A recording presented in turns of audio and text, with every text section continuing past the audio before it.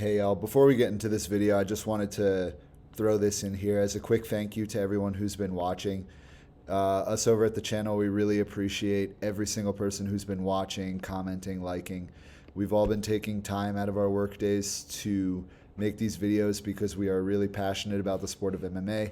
We've all been watching this sport for close to a decade, almost every single card. So we're pretty diehard fans, and we wanted to start making these videos because we felt like we could add some good content to the MMA universe, and we're only getting better with every video.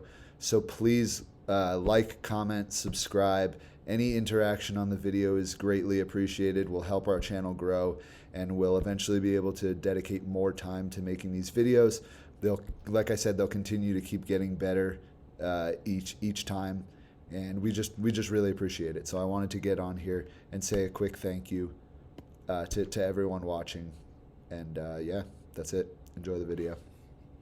What fighter has the highest fight IQ? I don't think there's nobody in the game that has the fight IQ that I have. Off the charts. His IQ the is highest insane. fight IQ maybe ever. This guy hits hard, he's tough, he's this, he's that, and this guy has a dream, but my fight IQ will win this fight.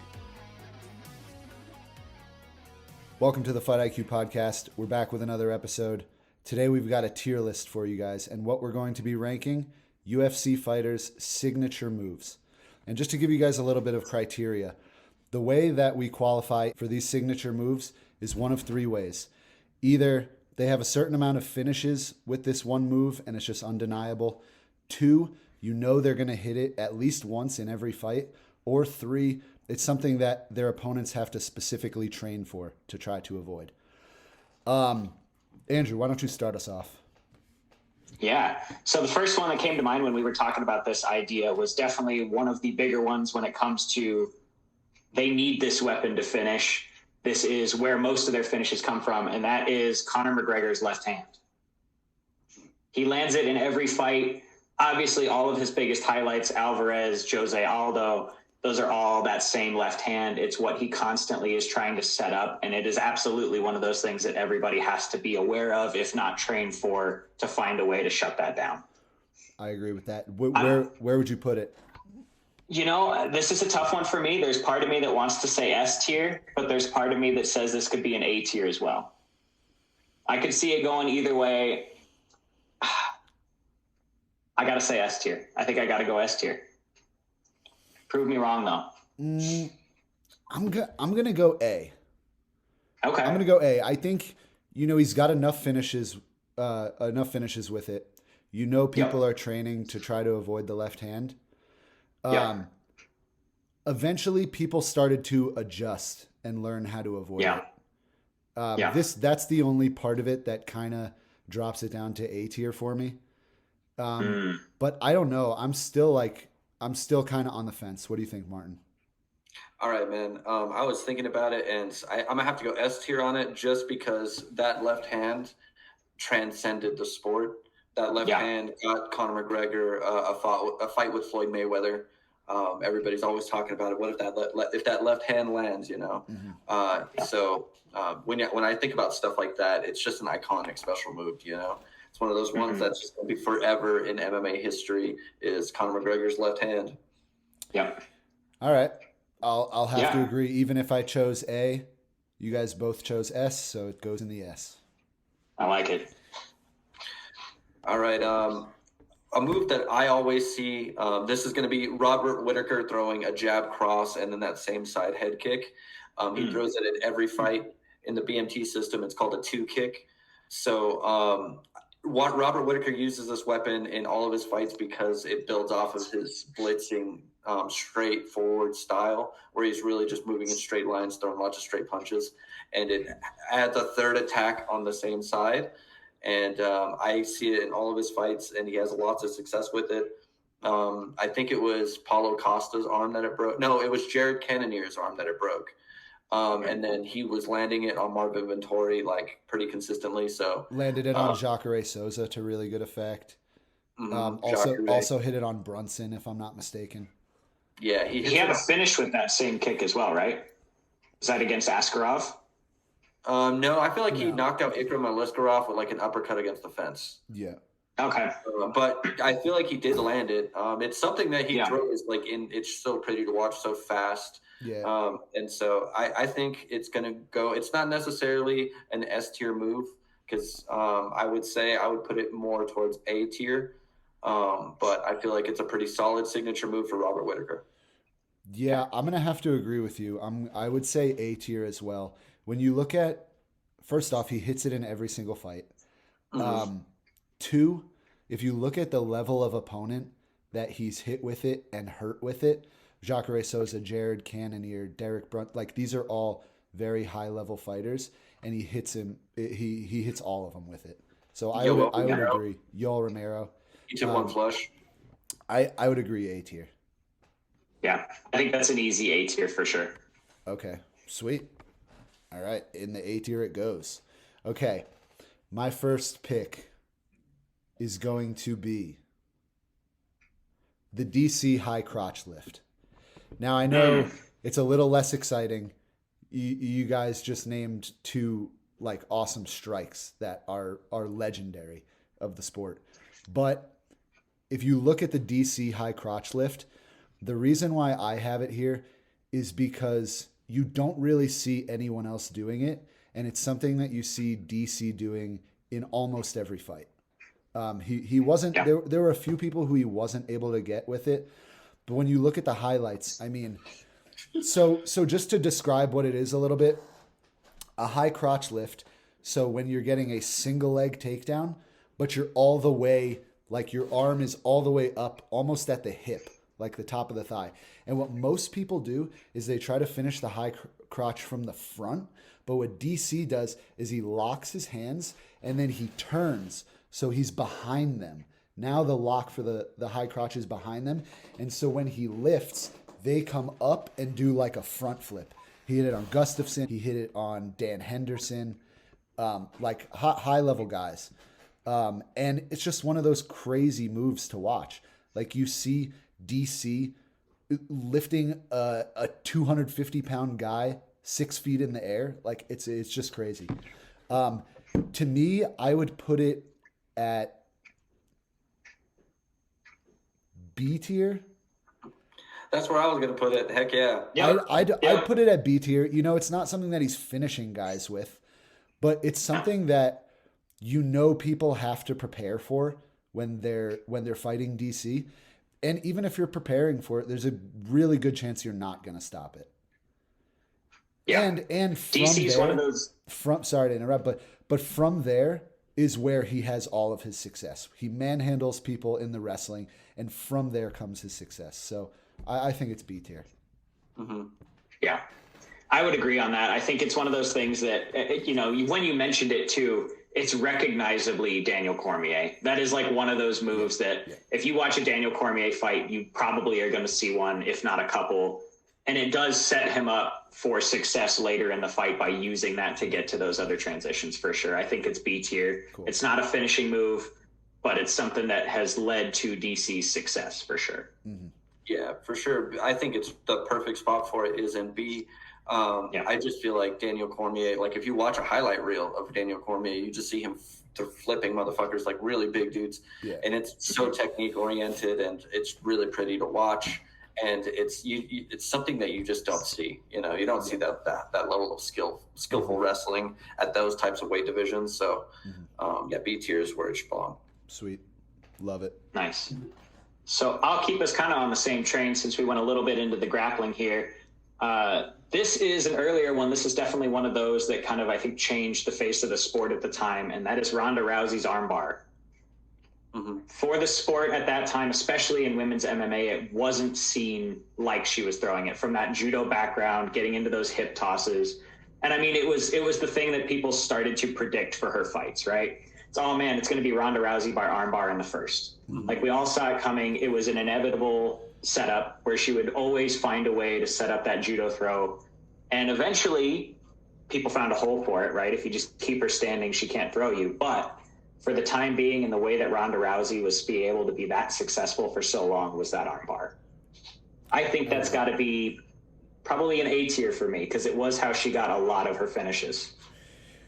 Yeah, I wanted to put it a little bit lower, but honestly, you gotta put some respect on it for the time that it was, that era in the UFC. For women just pretty much getting into the sport, and the way she was dominating people with her judo throws to armbar. I mean, we literally hadn't seen anything like it before. No. Although it's time past now, I can still give it the credit it deserves, and I do believe it's an A tier. Yeah. Yeah, 100%, man. One of the things too that was really impressive about Ronda Rousey's armbar was how quick she could latch it up from the ground. Like, you could be on the ground with Ronda Rousey for 10 seconds and she could find it on you like that. That's how quick. Her caliber of opponent wasn't the best. When new weight divisions are forming, the right people, it takes a while for the right people to get to the top.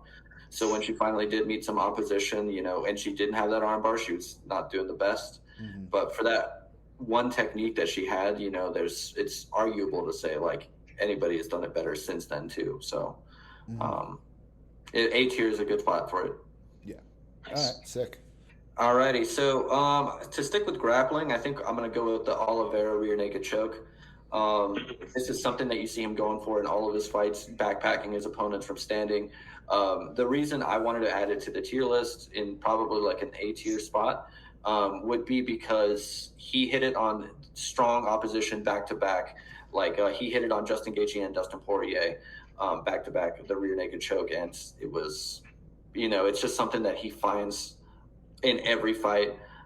He sets up well with the striking, and he just has a lot of ways to take the back. And once you have Charles Oliveira on the back, there's a good chance he's going to finish you. I think he has around like 8 total in the UFC. He has an insane amount of submissions, but yeah, I think it's a good A tier spot. Yeah, I agree. And I think it's fitting too, because while he does have a lot of other submissions on his record, like far and away, it's the rear naked choke. Next in line would be like the guillotine, but the RNC is clearly his move. Mm-hmm. And he's hit it everywhere. He's hit it on standing opponents. He's hit it on people from their back. Like he can find it in just about any situation. When you look at everything, he's finishing the highest level opponents that they're putting in front of him at the top of the division consistently with the rear naked choke. He looks for it in all of his fights. He backpacks people. Yeah. He's always fighting for it. But there are people that have defended it, I guess. Yeah. And another thing too is when you think of a rear naked choke, you don't really think of, oh, that's that Oliveira, right. When you see a lot of these other techniques that we're kind of talking about, it's like, oh, he's throwing his cross like Conor does, like when we're talking about roofie and stuff like that, or just like other signature moves that other people emulate. It's really tough to kind of like. Yeah, I agree. Like while it is his most common finish, it's not like someone hits a guillotine and you're like, oh, they're doing an Oliveira. They're pulling an Oliveira. Yeah, I agree. Right. And I think he's got so many other submissions that he hunts for, too. I mean, we've seen Oliveira submit people in so many different ways that it's hard to say that this one submission defines his game. Mm-hmm. Just because, we've seen it all. Yeah. He can do it all, and he's very competent at all of it. It just happens to be that's his most successful. For sure. Mm-hmm. For sure. All right, so in the A tier it goes? A tier goes. In the A tier it goes. All right. My next tier list ranking for signature moves is going to be, now prepare yourselves, guys. We're going to get into it. Khamzat Chimaev low leg single. The clearest in my mind, just before you guys rebut, the clearest S tier signature move on this entire list. Now listen why. Here's why I qualify it there.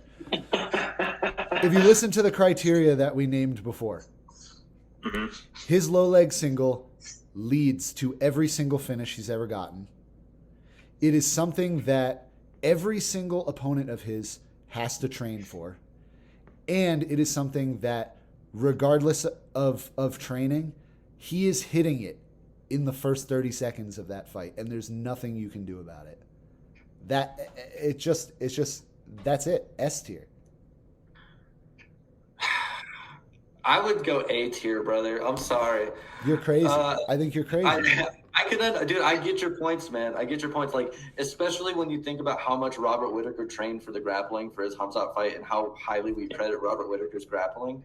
All you saw was, his new wrestling facility that he created where he lives, and all this mat space, him getting after it in the wrestling. Tell me why it's not S tier.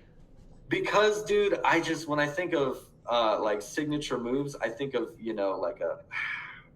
I can't argue it, man. I can't argue it. This really. is what I'm saying. It's very hard to argue. Dude, he has hit it in every single fight, and no one can do anything about it. And somebody's going to bring up Gerald Mearshart. It's because he decided not to go for it, man.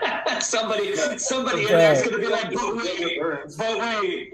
The person to bring up would be Gilbert Burns, but he took down Gilbert Burns, and Gilbert Burns wanted to play off his back anyways. So it's like... Well, Gilbert Burns was trying to defend it at first, and then he gave into it and started playing on his back. He's hit it against every single opponent, and they haven't been able to stop it. That's an S-tier signature move.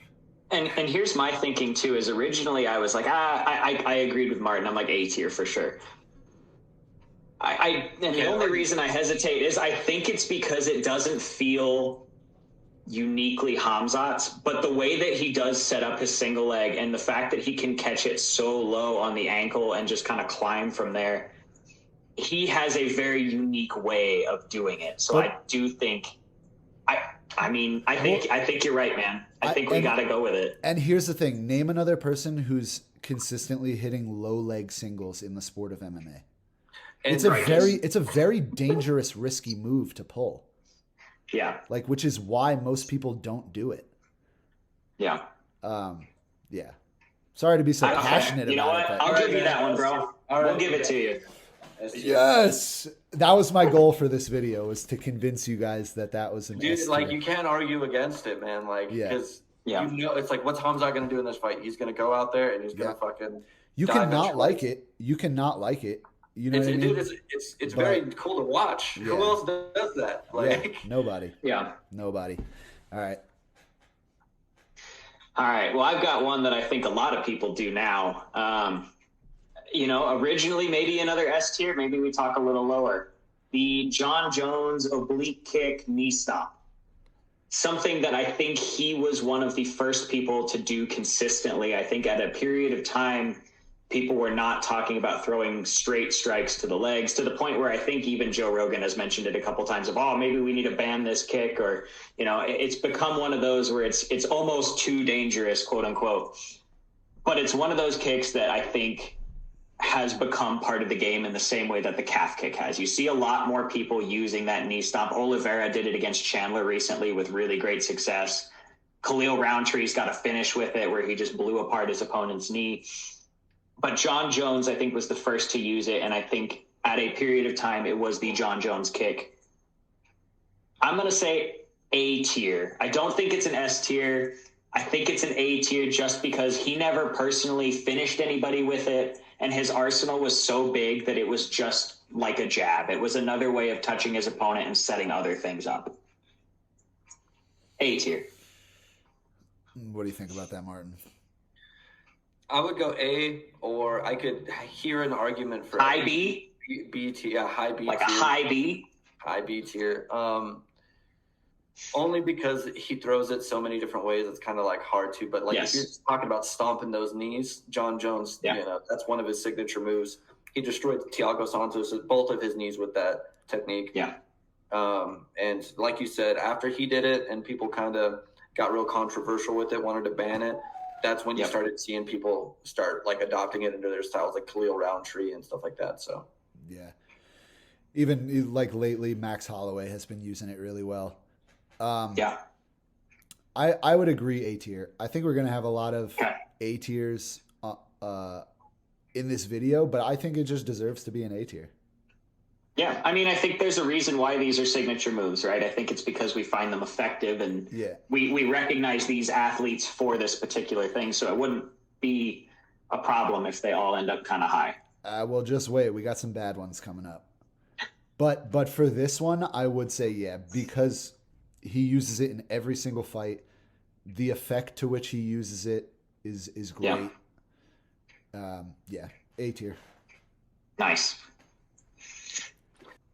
Alrighty, so the next one I want to talk about is going to be Israel Adesanya's feints. I feel like this is a signature move that he kind of has his own. Like if you watch him shadowboxing, you kind of see him spamming it over and over and over.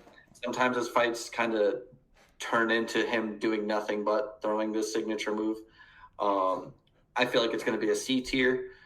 Sometimes he has some success with it and sets up his combinations by feinting his opponents to death. But sometimes we end up in, really boring, like Yoel Romero type performances. So we'll put Izzy's feints at C tier for signature moves. Nice. Yeah, I'd have to agree. While I think like as far as feints go, he has really good feints. Like you said, sometimes it just turns into that's all he's doing. Mm-hmm. He does use them to good effect when he decides to throw afterwards, but feints don't lead to a finish. You don't really have to prepare that hard for feints. You just have to like try to not bite on them. C tier is pretty solid. Yeah, the only thing that's keeping it out of D tier is that we've seen it work on people where he just hypnotizes people and they're just stuck in like a genjutsu and they can't do fucking shit about anything. And they're biting on things and he's just able to pick them apart. But it's a C tier move for sure. Cool. Yeah, I think it's one of those things where it has worked and it is a stylistic part of Izzy's game. Like you can know that it's an Izzy fight kind of based on the way that he gets that little hip feint and the way he's kind of got his little setups. Unfortunately, though, there have been a handful of times where not doing anything got written under the guise of like a high-level chess match where anything could be the finish, but it's really just him kind of dipping his head a little bit and finding some hip feints. It's a C tier for sure. Yeah, like him versus Anderson Silva was just like, oh no, that was a high-level chess match. Dude, you just fainted for 3 rounds or 5 rounds, whatever the fuck it was. All right. On to the next one. Another one that I'm going to place pretty low on the list.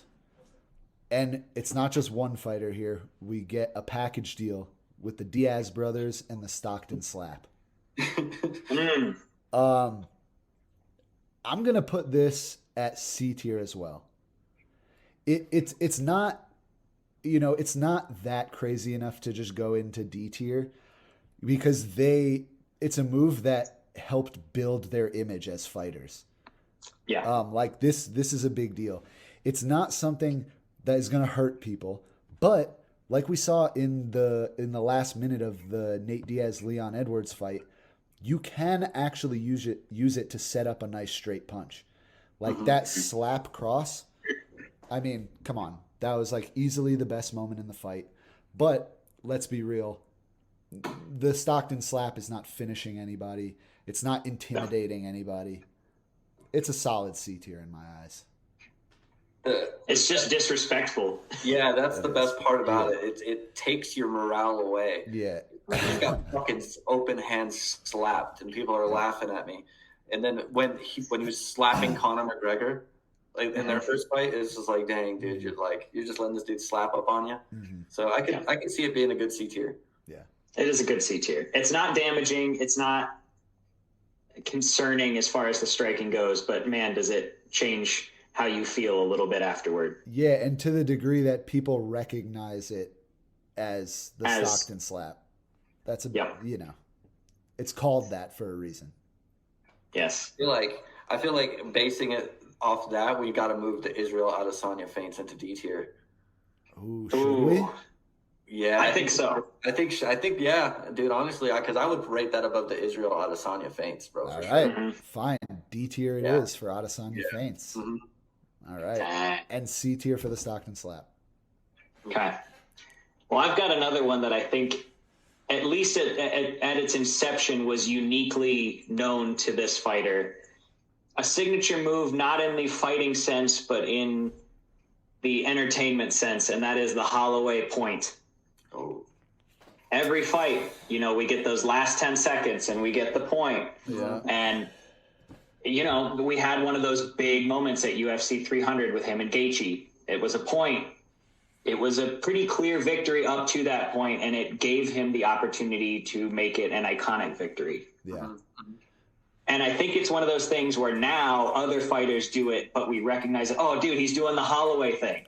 And you see so many fighters pick it up, and they're like, oh, well, I'm going to do it now, and I'm going to do it now. And nobody does it the way that Holloway does it. And part of that's, I think, a lot of those fighters aren't as game as they think they are when they get into that. And a lot of it's just the fact that Holloway's been doing it for so long, and it's just part of a Holloway fight at this point. So I'm putting that, personally, I put that at S tier because it's so recognizable. Ooh. Hey, that's fine. That's fine. You can hate me on that. It is a signature move in the sense that we all know where it came from. Mm-hmm. Sure. We know where it came from. Other fighters emulate it to the point where, oh, he's doing the Holloway thing. Here's my argument. Ready? And just to start, I think it's a B tier. Okay. And here's my argument. You know how you avoid Holloway's signature move? You just don't step into the middle. Hey, so here's the thing. If you don't take him up on it, are you a bitch? Are you a bitch if you don't? No. Oh. Is he a bitch? Is he a bitch? Hold on. There and you just circle around him, bro? Hold on. Is he a bitch for not doing it against Topuria when Topuria asked for it in the first 10 seconds? It's the first 10 seconds, bro. It doesn't matter. It's the point. It's the point. All right, man. I got some points that'll put me in B tier or S tier. Okay. I'll start with what's gonna, because I'm leaning more towards B tier on this one, honestly, boys. Ryan's point was fantastic. It's like, you want to know how you avoid his signature move? You don't. Just don't. Go life or death with Max Holloway. Yeah. But another thing though, is that's what makes it so cool is that he does it on fights where he's ahead. And he's like, all right, man, I'm going to give you a chance to fucking earn it. You know, step up right here and toes down, and we're going to fucking start swinging. Yeah. So that it's really iconic, man, and it creates these really amazing moments for the sport. I almost feel like it should go A tier, man, somewhere in the middle. Somewhere in the middle? Yeah, just because it is iconic, man. People have started doing it since the Gaethje knockout. I feel like it's pretty iconic now. And then there's a missed one, too. We're in between the rounds of the Poirier fight, where Poirier gets off his stool like 30 seconds early. He sits down, like gets a drink of water. He's like, "No, fuck that. We ain't taking no breaks." And then Holloway does the same thing, and he points down again. He's like, "Let's fucking get it, dude."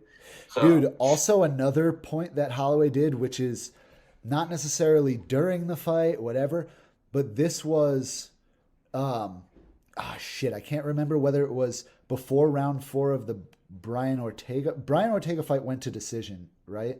No, doctor stoppage in between rounds. Okay. And it was Calvin Kattar that went to decision. Yes. Okay. So it was before round 4 of the Brian Ortega fight where Holloway looked at the commentary team, pointed to the ground and goes, "I'm stopping it this round." And then it got stopped after that round. So that's another Holloway point. Yeah, dude. I'm just saying.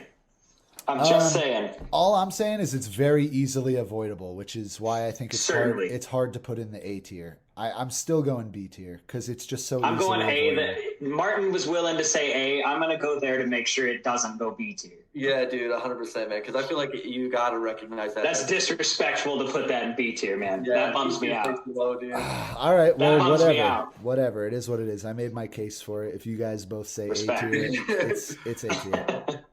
I'm going to give you guys a good B tier, maybe a good C tier.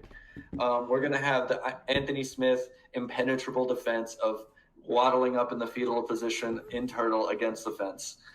I think this is a solid B tier because he's used it against the highest level of opponents, and he's not been finished in this position. You would think that he's been KO'd from being in the position of that I'm talking about because he goes there every fight. It's like his signature move. Every single time you watch Anthony Smith fight, he's going to be up against the cage in the fetal position.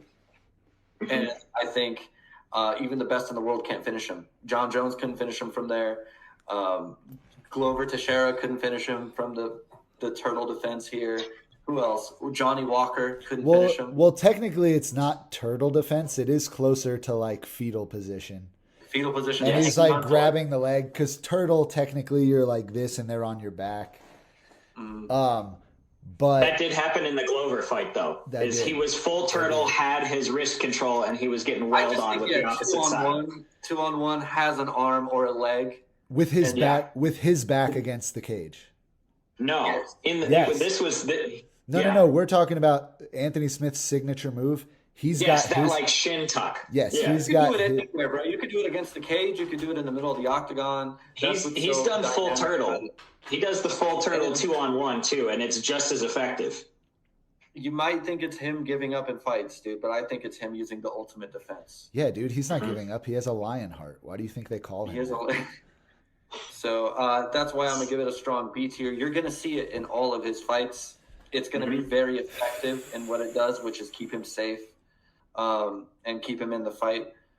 I think when he loses that position is when things start going downhill for him. And perfect. B tier. Yeah. And shoveling up in the fetal position. You know, here's one of those things. The more I thought about it, on paper, this is S tier, but realistically, this is B tier. Yeah, on paper, it's S tier. Dude, it's funny. Like, I know this is like kind of a joking one, but it's the more you break it down, it's actually kind of not. Like, I didn't take it seriously at first, and it's something that he does every time he gets hurt in a fight. And if we want to go on it, like once he enters that position, like he doesn't get finished in that specific position. No. You guys are both saying B tier for this because it's like it's a good defensive move. Yeah, you're not going to get a finish. You're not going to finish him there.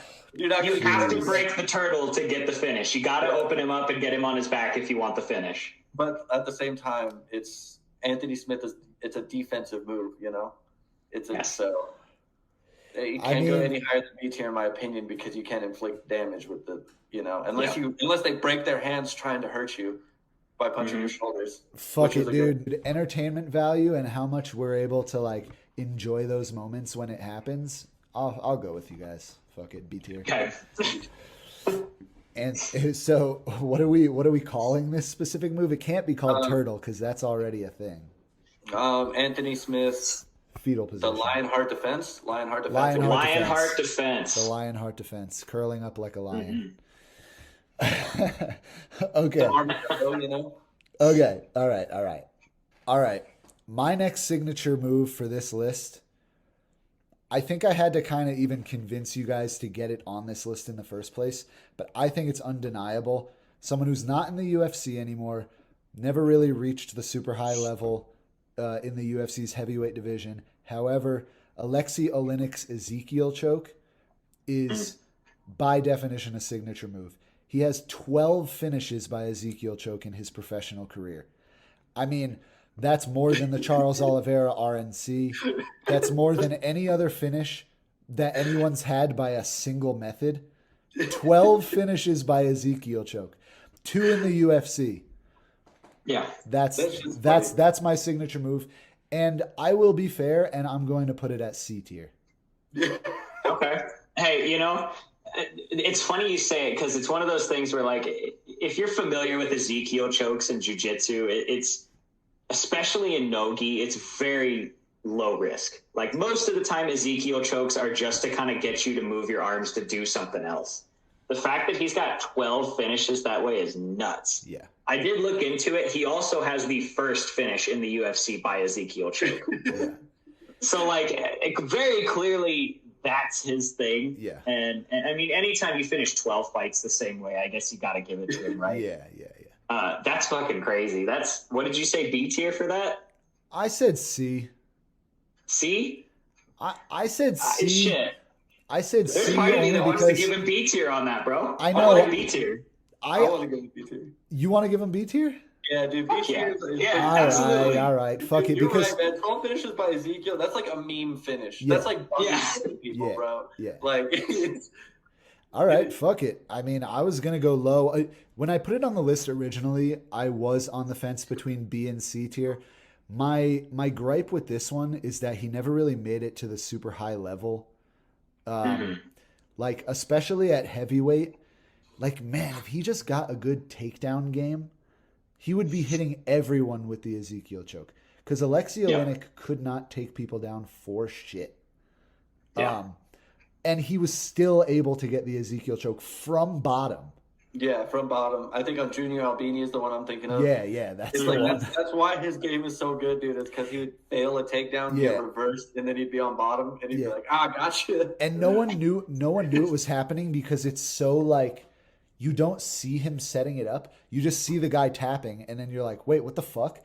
And then Junior Albini gets up and he's just so disappointed in himself. Yeah. Yeah. It's like, oh my god, that sucked. All right, B tier for the Alexei Oleinik Ezekiel tier. choke.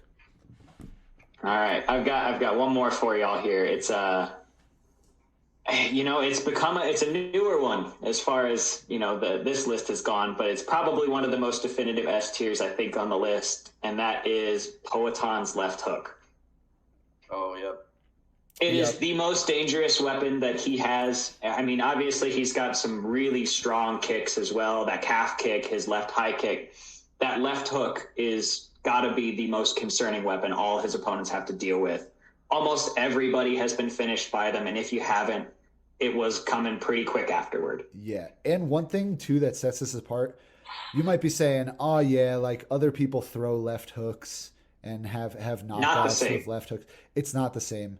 It's a much different. It's like this in tight shoulder level, like shovel hook. It is so uniquely his. I think not only with the danger factor of it, but with the way he throws it and how no one else really throws it like he does. I think it's an easy S tier as well.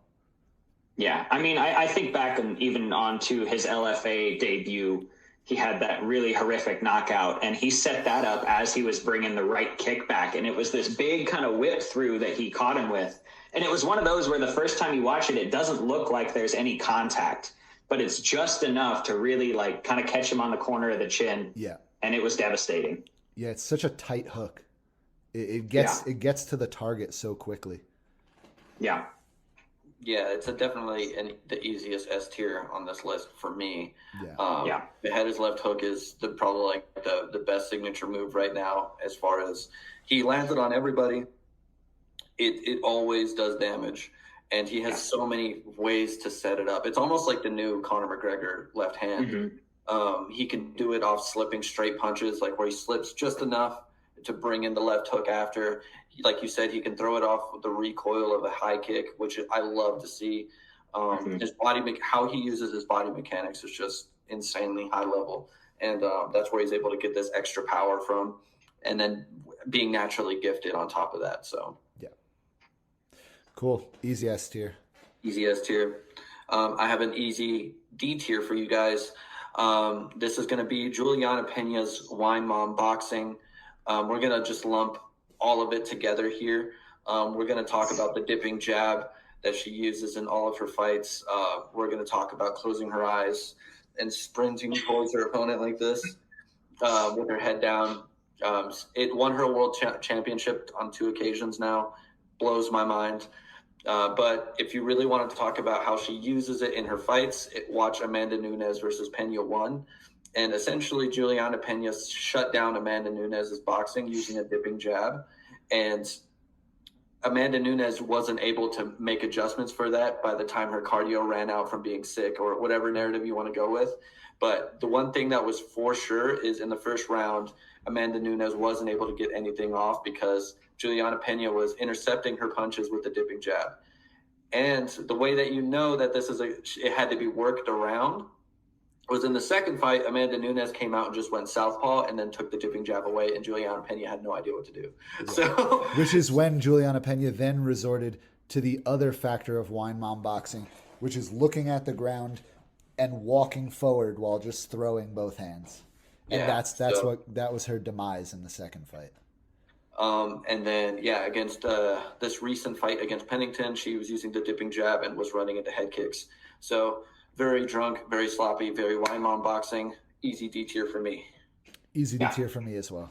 Mm-hmm. Yep.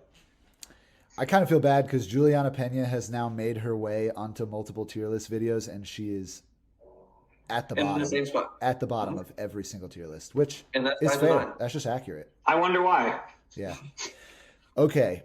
My last tier list ranking for you guys is one that unfortunately doesn't get used as much as in the past, and that's going to be Justin Gaethje's leg kick.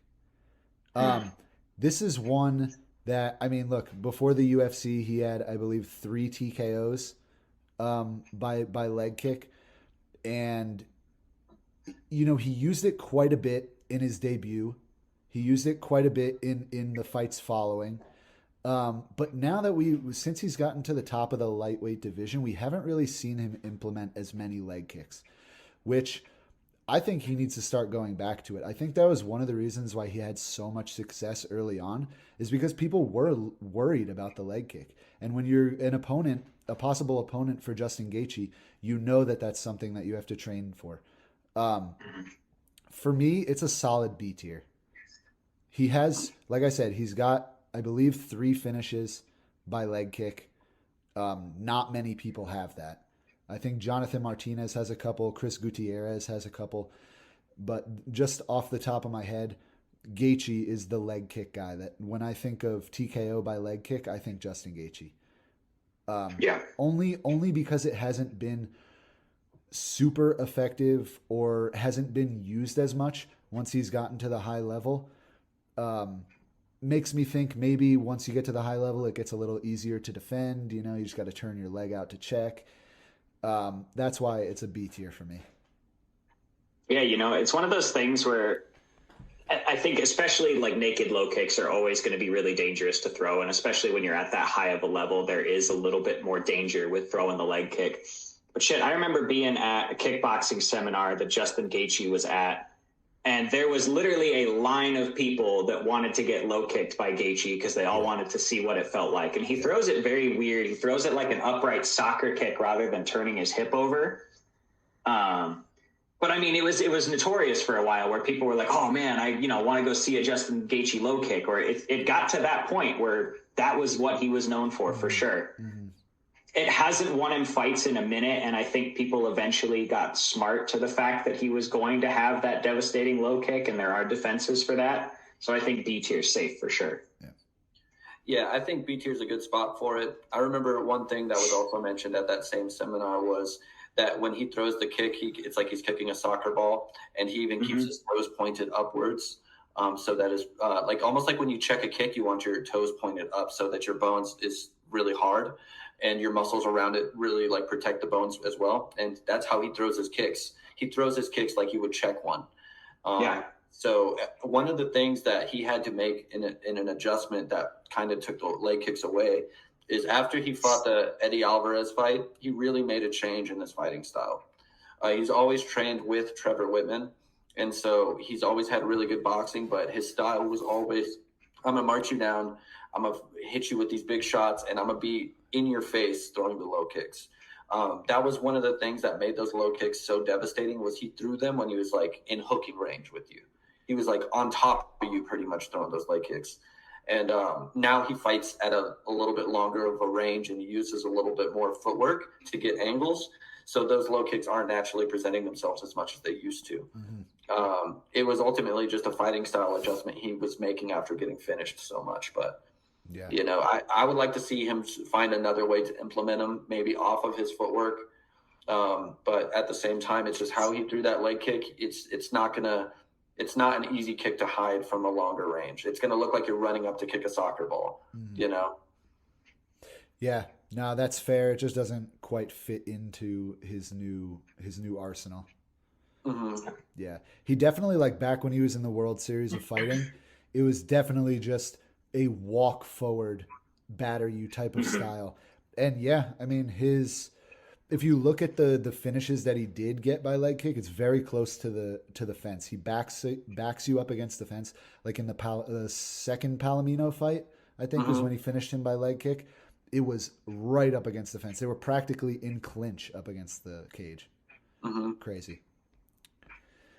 Do we want to go into honorable mentions? I have maybe some honorable mentions we could talk about. Like we don't have to rank these ones, but I feel like we got to talk about Dustin Poirier pulling his shorts up and fixing his hair in the middle of his fights. Yep. That's a signature move for sure. Yep. Another one that didn't quite make this list, it almost made the list, was Edson Barbosa's switch kick. Mm-hmm. Great weapon, just didn't quite make the list. I got another one that didn't make the list, but I think we all talked about was Kevin Holland's weaponized shit talk in the Ratch. Oh yeah. Mm-hmm. Dude, I really think that him talking to Jacare Souza led to the finish. I think he was, they were in that weird 50-50 position where Kevin was kind of like almost like in open guard on his back, but Jacare was against the fence. And Kevin started talking to him. He literally started going, "Oh man, I had a dream about this." And then Jacare, like literally you see him go like, he's like, "What the fuck? Is this guy talking to me right now?" Boom! That's like, yeah, I like. And then when he caught walking Buckley with that KO, he's like, "Yo, you got a booger in your nose," and he's like, "Oh, it fixes it." And then he's like, "Wow." Yeah. Yeah, those are some good honorable mentions. Obviously, you can tell why they didn't make the list, but signature moves that we had to kind of throw in there. I mean, you could talk about the H-bomb too. Yeah, the Hendo H-bomb. I mean, 2 times I can remember him doing it, so doesn't quite make the list, but yeah, good honorable mention. All right, this is what our signature moves tier list is looking like right now. Please let us know in the comments if you think some of them deserve to be higher, lower, if there's signature moves that we forgot. Please let us know. Either way, we really appreciate you guys watching. Like, comment, and subscribe if you like the video, and look out for what we got coming up next. Peace. Peace.